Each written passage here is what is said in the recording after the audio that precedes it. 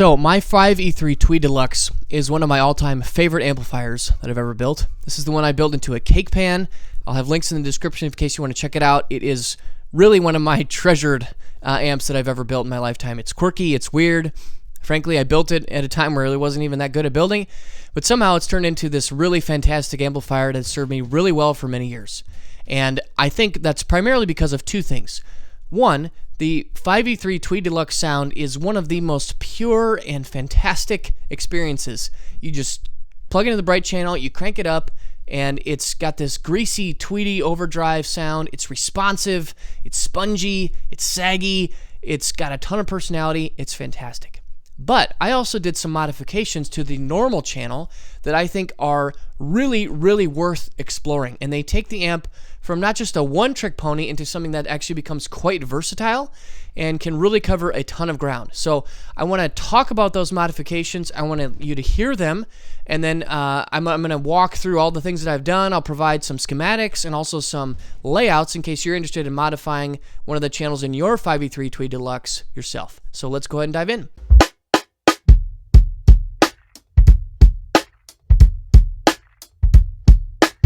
Okay, so I want to talk a little bit about some of the design goals that I had going into this. I wanted to retain the full and complete experience on the bright channel, meaning when you plug in, I want that tweed overdrive distortion sound with all of its glory, simple, plug and play, send it.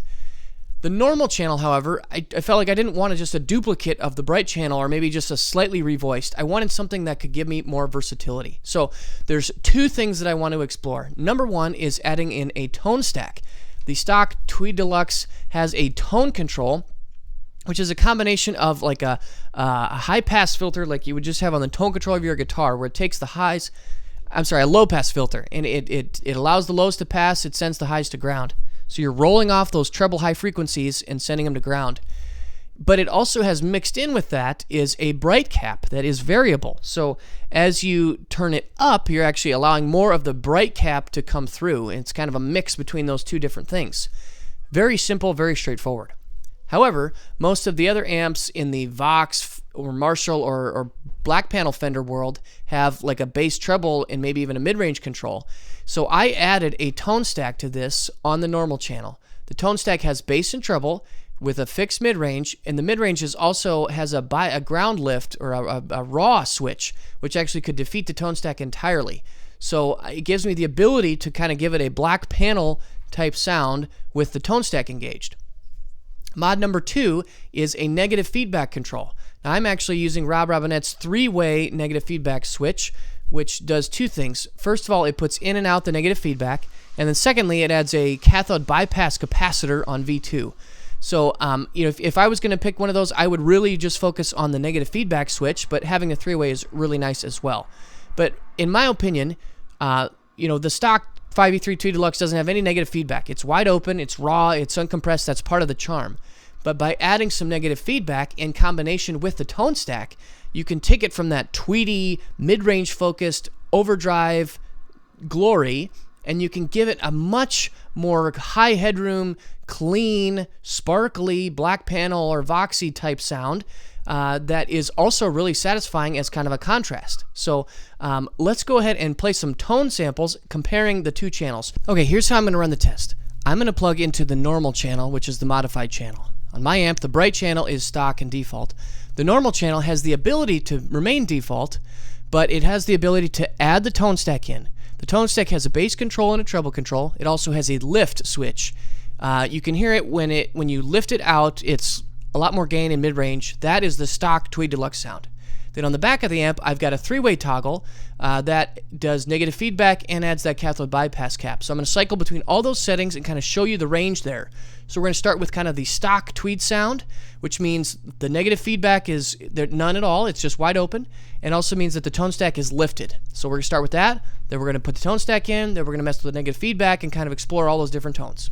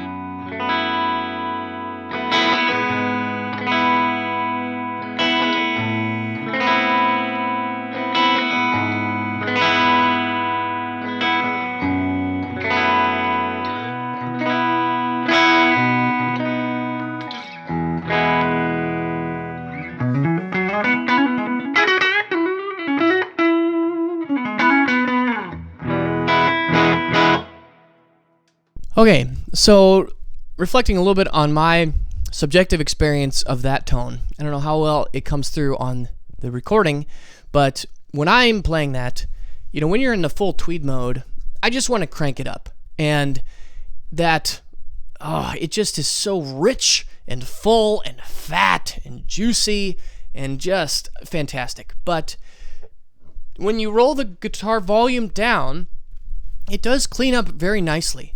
But it is still a very warm and rich and thick tone. And especially with that neck humbucker. This is a Wolf Tone Dr. Vintage PAF style. It's like 7.5K.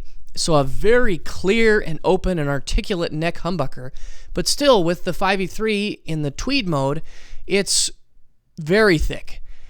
When I instead go to put the tone stack in and put the negative feedback in, so you have to compensate by basically rolling the volume up, so you don't get that super crunchy high end, high with the volume up, but it is a similar level of distortion, but it's actually cleaner, clearer, higher headroom, because less of that energy is going to those lower mid-range and bass frequencies, and more is allowed to kind of let the chiminess of the guitar really speak.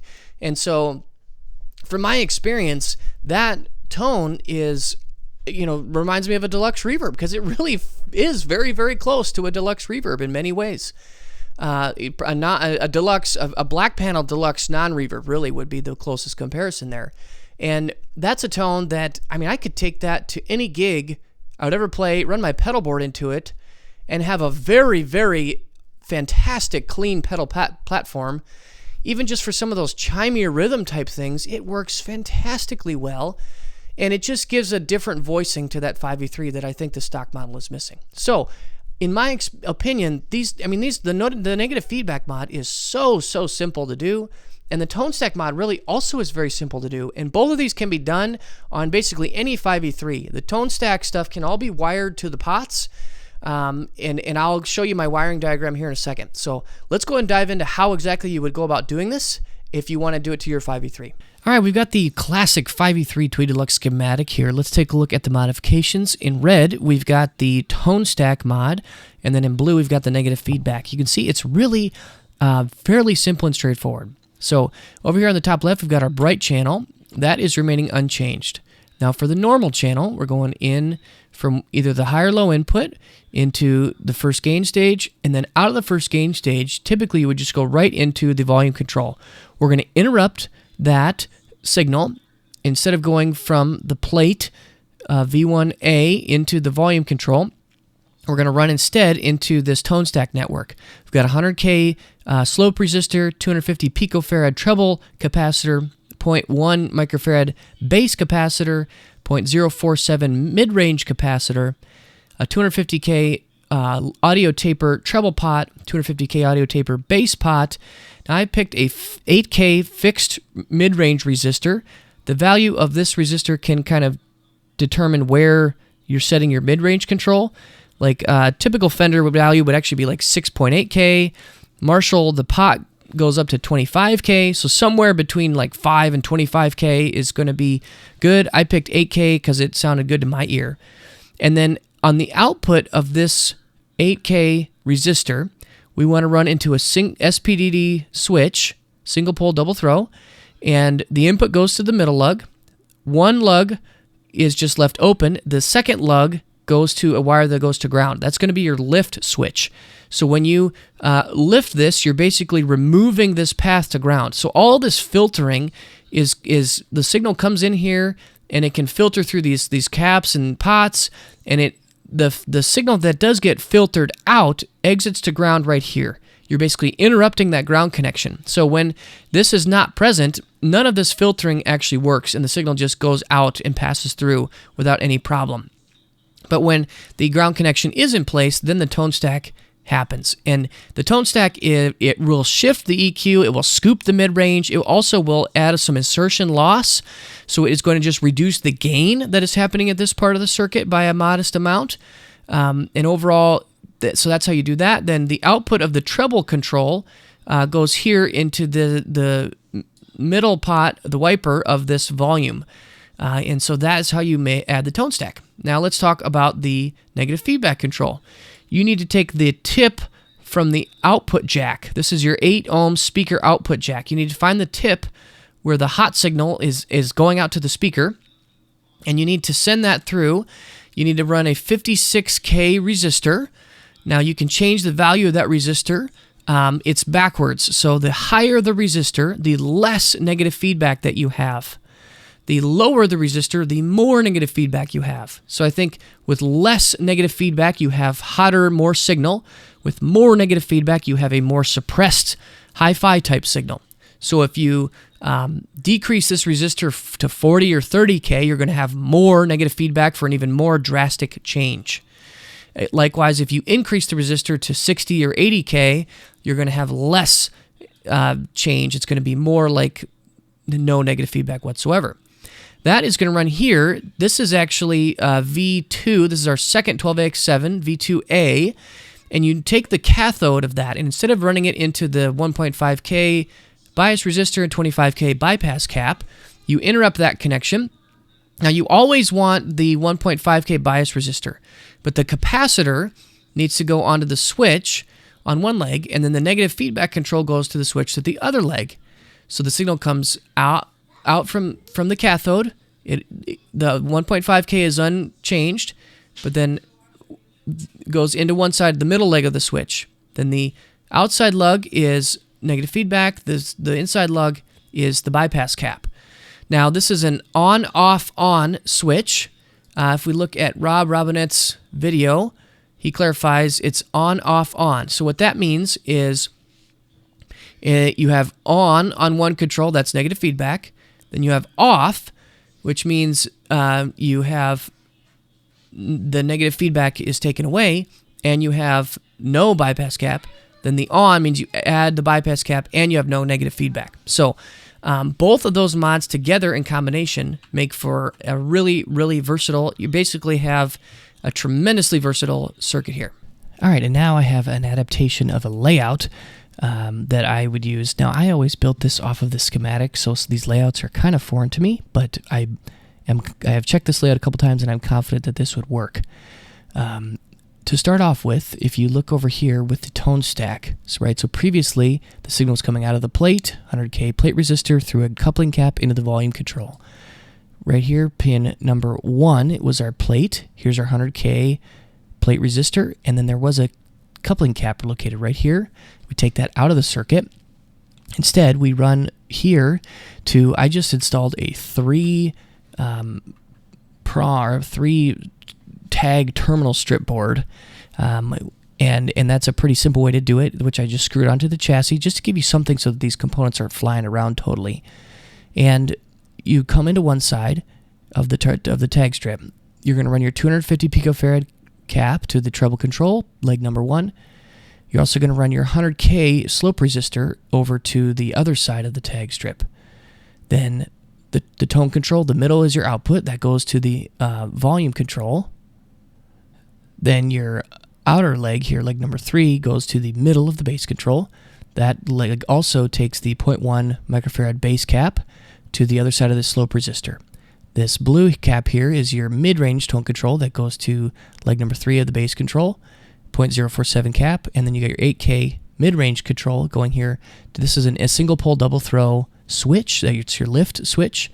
One side is left open, the other side goes over to ground. Now I chose to ground it here because this is where your cathode is being grounded of that same tube. So all this circuitry is happening off of this gain stage, so I chose to ground it over here.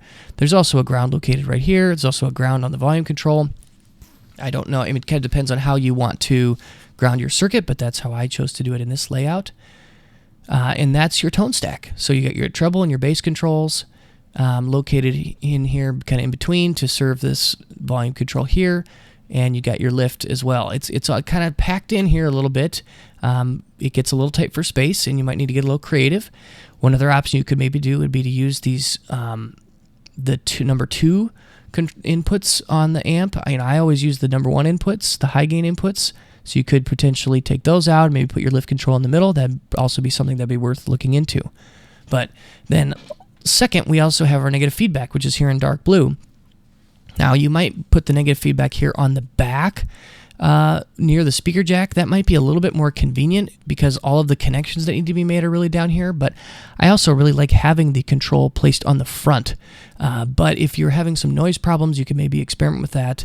I have not had problems with that, but something to think about. In other layouts, you maybe would want to locate this single pole double throw switch like right here in between the tube and the speaker socket. That would be a very convenient layout as far as routing all the wires. But again, you've got this third control tab, or this third tube, position 3 on the tube socket, excuse me. That's our cathode coming off right here of this V2A tube. So that cathode, instead of going here to the 1.5 K bias resistor and the 25 microfarad bypass cap, you're actually going to run it up here into the middle of your single pole double throw switch. The top leg adds 56K negative feedback here to the hot tip of the speaker jack. Then you need also to connect that middle prong over here. Now this 1.5K resistor needs to be separated from this capacitor, so you're probably going to maybe need to drill another hole. And if you have another eyelet available to install, that would be great. If you don't, you could probably just drill the hole and secure things maybe with hot glue to kind of hold that down. But you basically need to connect that 1.5K resistor to this middle control as well. Then the bottom lug connects here to this 25 microfarad cap. Now, if you just have a single pole double throw switch that's not like the on-off on, then you would just change it ever so slightly. It would still work just the same. Just on one end, you would get the 56K of negative feedback. On the other end, you would get the cathode bypass cap. So, yeah, just some different ways that you could go about doing it. Anyways, this is the layout. So that's the mod. I hope you guys enjoyed this. I hope you found those sound clips informative. And if you've got a 5E3, I really think that this is kind of a no-brainer. I mean, it really is not so terribly hard and complicated to do, but it really opens up and adds quite a lot of flexibility and versatility to the amp that I think brings it to another level. So I hope you guys enjoyed this video. Let me know your thoughts down below. See you again soon. Bye.